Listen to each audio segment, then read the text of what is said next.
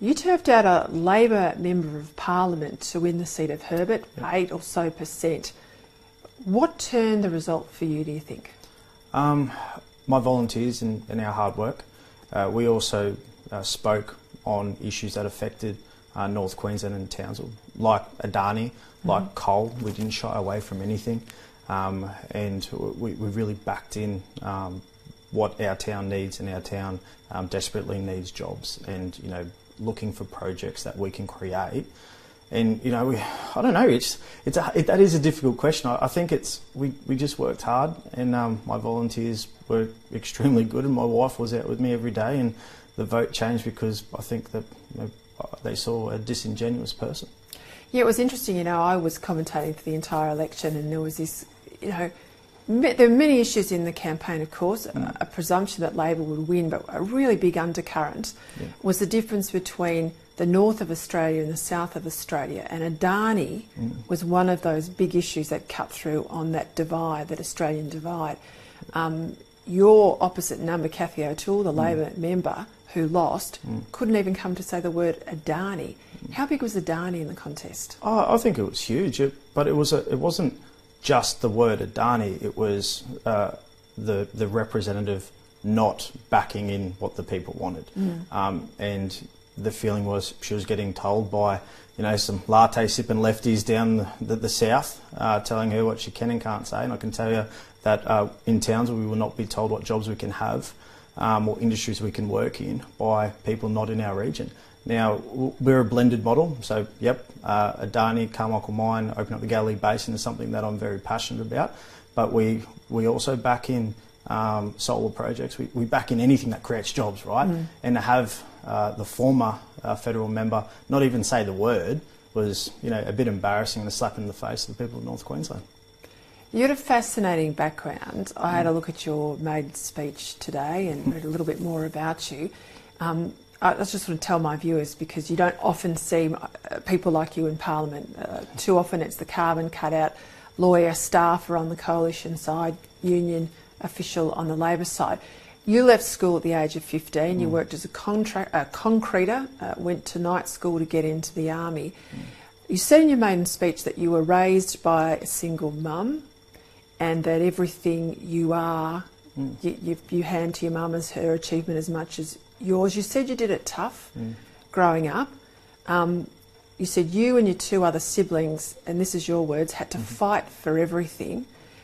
You said, and I think this is really powerful, you want to be a role model for people who didn't have the best shoes growing up, who watched other families go on holidays, who learnt the hard way that we're not all born equal, but we can have equal opportunity. Yeah. What did you mean by that? Well, firstly, my mum's amazing. She made me to the person I am today, and we did do it tough. A single mum raising 3 kids, and I was no saint.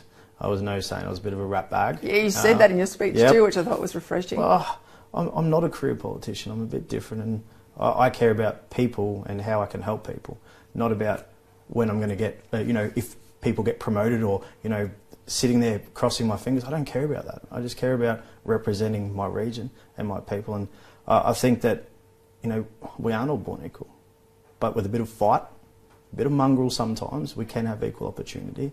And I want to show people that coming from a low socioeconomic kind of background, rolling the sleeves up, pulling the socks up and really getting into it, we can achieve what everyone else can do. We don't all have to be lawyers and doctors to be able to do the same thing, but we do need to have a bit of fight. You joined the army, you were deployed, you went to East Timor, and in Afghanistan you were wounded in action. I think July 2009 was the date. Tell me about that. In July, a friend of mine died. I was wounded in October by an improvised explosive device. I was on a dismounted patrol and I was crossing an aqueduct. I'm a short bloke. I'm not a very tall person. So as I was crossing the aqueduct, I couldn't just step over it. It's an irrigation system. There's water in there. So I rocked forward and I rocked back. And as I rocked back, a bomb went off, threw me back. Couldn't hear, ringing in the ears, couldn't see properly. very disorientated, didn't know what was happening. And something that I haven't really told too many people, is my medic jumped through the blast site, which is known for the enemy are known to have other multiple devices. Yeah, multiple IEDs there. He risked everything to make sure that I was okay. Pulled me back, checked me over, and subsequently I was evacuated back to Australia. How did that, like you mentioned you lost your mate in the July, you were hit in October.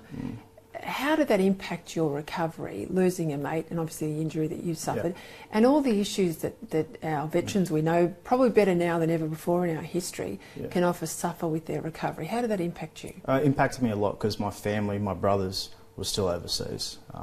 And having lost a mate and another friend, Paul Warren, who's missing his leg now from that blast, impacted me quite a bit. And I lost a fair bit of my memory. So I've got a traumatic brain injury. My long-term memory is severely affected. So it was like trying to find myself. Who am I? Well, pretty much who am I? And having all my support network, which were my mates, been away, it was very hard. And then you go through the turbulent up and down roller coaster of being injured, trying to get better. And it was a bit of a journey for me. You've been an advocate and campaigner on the issue of suicide. You say it's not just a veterans issue, it's not just a Defence Force issue, it's a societal issue. Is that going to be a focus of your time in Parliament? Definitely is. During the campaign, I spoke with the Prime Minister about it, and I'll advocate through everywhere. But like you said, it's a societal problem. So I don't just think of an idea and then come to Canberra and hopefully run into ministers or the PM. People will come to me with the same concerns that I have around suicide, and I will call the Prime Minister.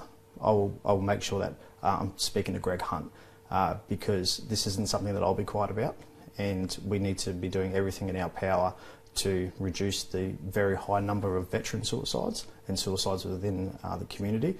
And the PM said today, he said, there is no acceptable number for suicide.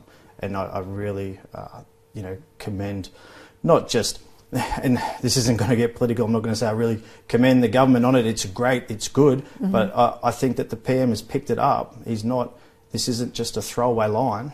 We did a deep dive within the veteran space. Julian Lesser's done some stuff with the PM separately on community suicide, and I've been working with Ken White around Indigenous suicide, because it's an all of our concern that we need to be doing the right thing. And I'll bang doors down to ensure that our voice is heard.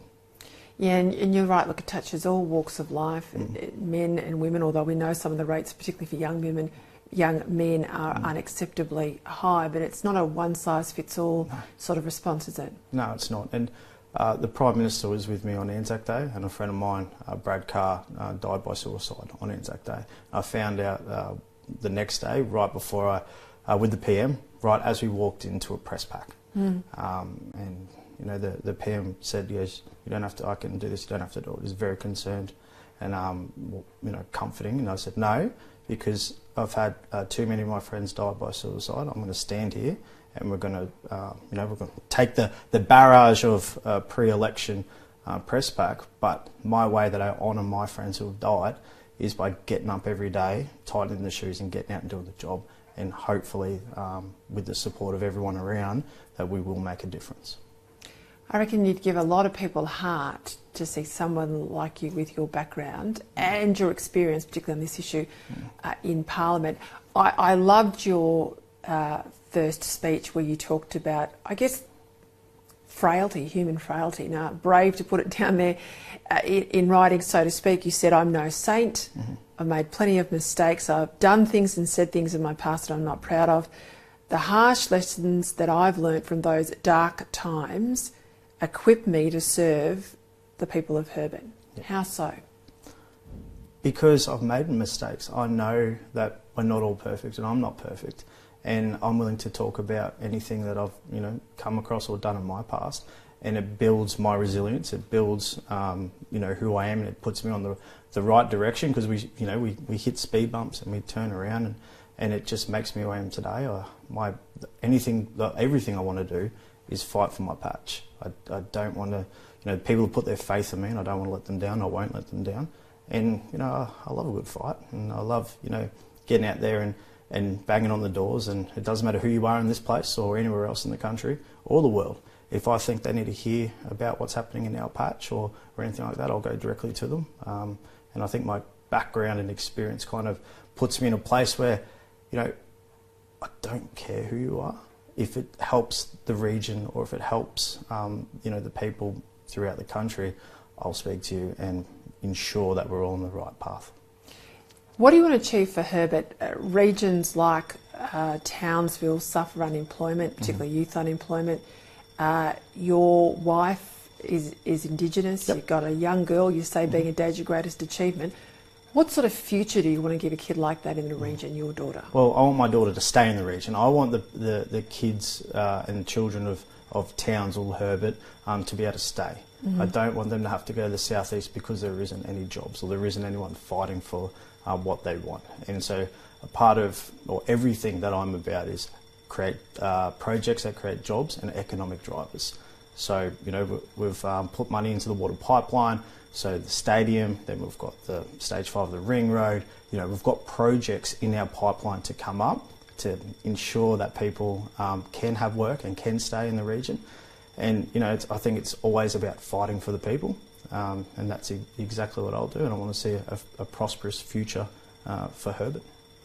And what struck you, this will be my last question, what struck you most, you've only been here a few weeks, I know, in Canberra, what struck you the most about Parliament as opposed to Townsville?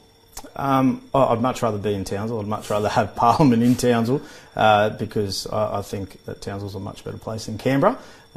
Sorry, Zed, but it is. The thing that I like about being in Canberra is the camaraderie and the people coming together. Yeah, you see a bit of banter on question time, and I can tell you I definitely don't agree with everything that people on the other side say or on the crossbench say, but I've found that definitely the veterans on the other side, like Luke Gosling, have come across and we talk about how we can best work together to ensure. That's great to hear that. Yeah, so the camaraderie, I've got Andrew Hasty right next door. He's great. Have everyone, we band together and support each other, and I think that's important because everything we do should be team focused. So my team is Herbert, and when I come to Canberra, I come with my team, and that's the people, and the hundreds and thousands of emails and texts and the people that I see, they're my issues, they're our issues, and I bring them here. And then when I come here, I find everyone else is doing the same, and they have similar issues. And now it's about how we best, support our people and do the right thing and get things across the line, like projects. Well, Phillip Thompson, you are refreshingly real. I hope that Canberra doesn't rub that off you in the time that you're here, and good luck for the future. Thank you.